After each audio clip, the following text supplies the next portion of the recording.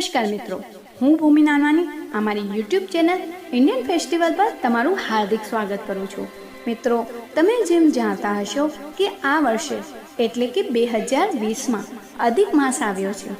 અધિક માસ એટલે સૂર્યચંદ્રની ગતિના લીધે જે તિથિઓનું સંકલન કરી મહિનાઓની ગણતરી કરવામાં આવે તેમાં દર 3 વર્ષે એક મહિનો વધે છે, જેને અધિક માસ કહેવાય છે। આ મહિનાને મલમાસ પણ કહેવામાં આવે છે। કેમ? કારણ કે આ મહિનામાં કોઈ પણ શુભ કાર્ય જેમ કે વિવાહ પ્રસંગ હોય, નામકરણ હોય, કોઈ પણ કિંમતી વસ્તુઓની ખરીદી હોય, આવા શુભ કાર્ય વગેરે થતા નથી।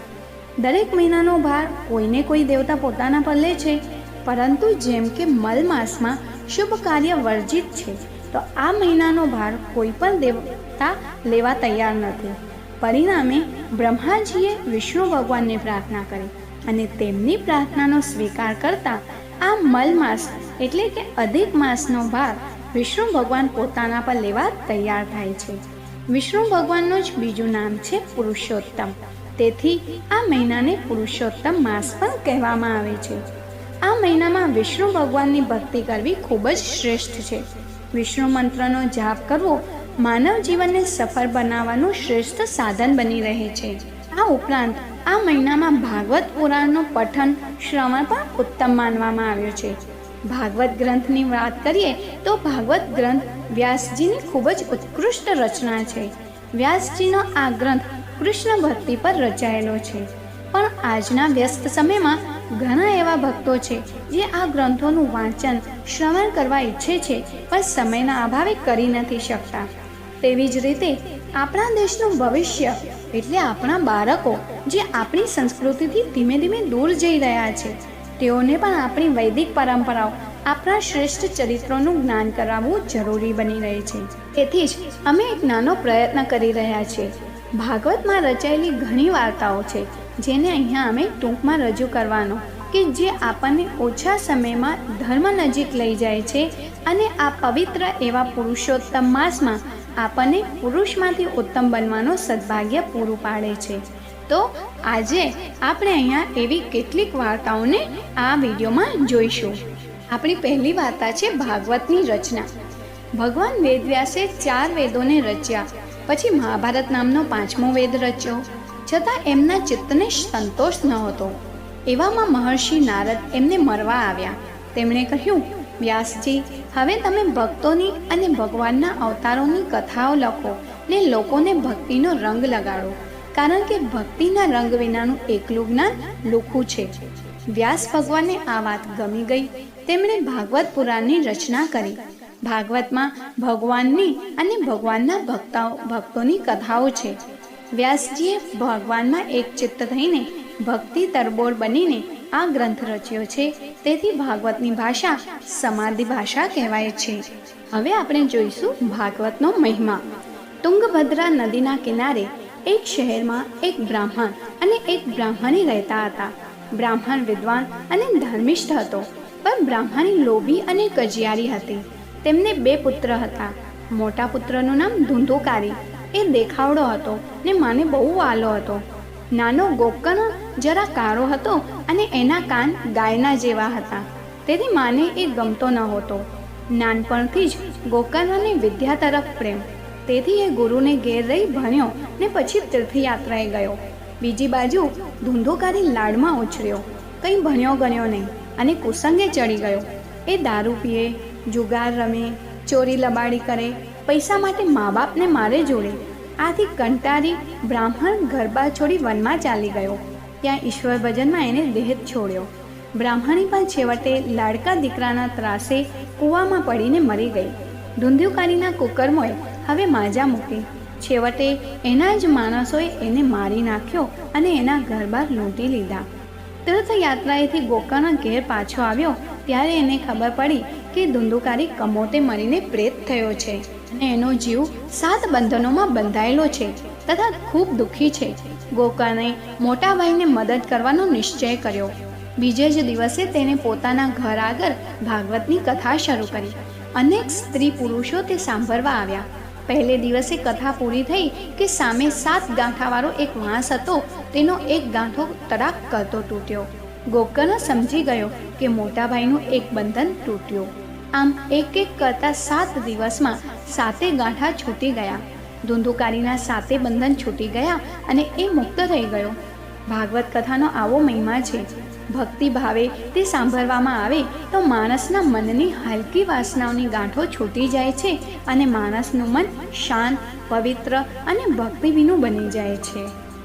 હવે વાર્તા આવે છે નારદ મુનિની. વનમાં ઋષિ મુનિઓનો એક આશ્રમ હતો.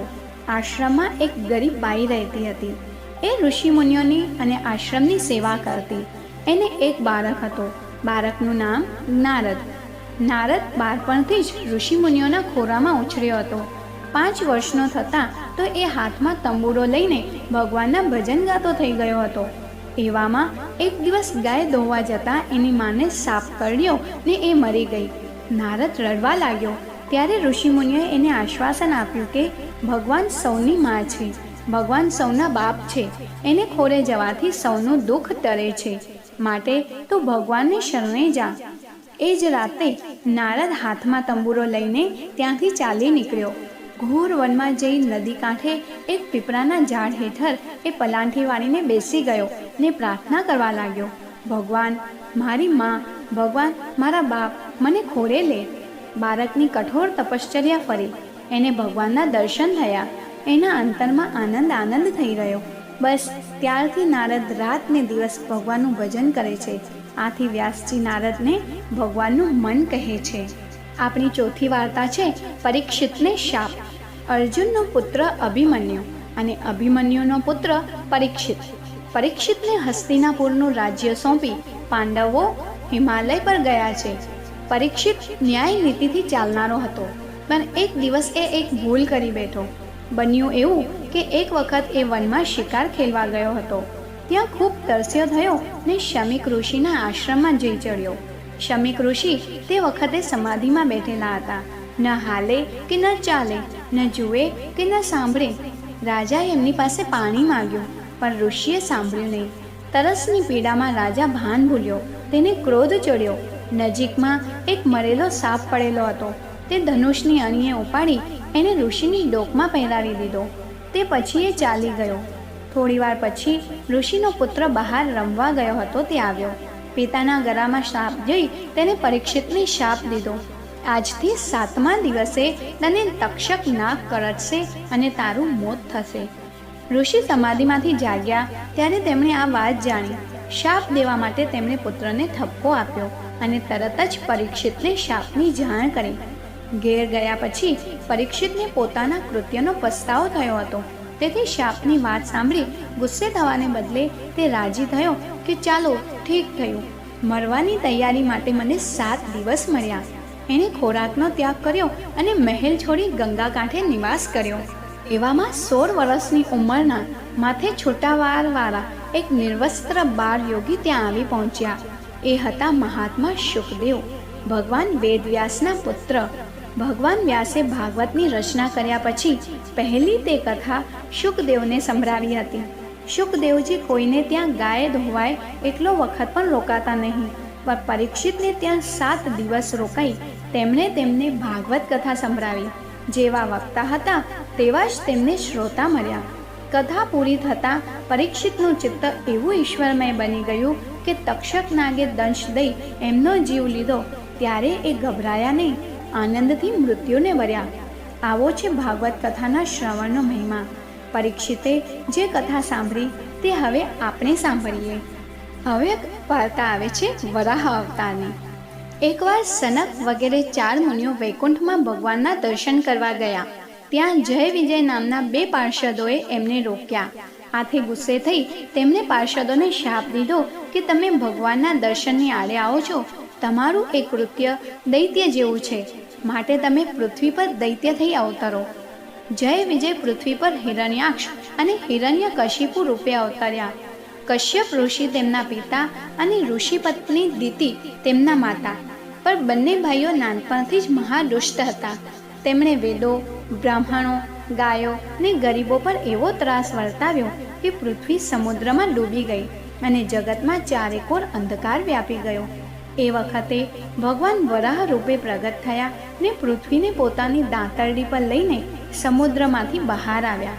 પછી તેમણે હિરણ્યાક્ષને માર્યો ને પૃથ્વીનું અને વેદોનું રક્ષણ કર્યું. પૃથ્વી પર જ્ઞાનનો પ્રકાશ ચાલુ રહ્યો. તો આજે અમે ભાગવતમાં વર્ણવાયેલી આ 5 વાર્તાઓને લીધા છે.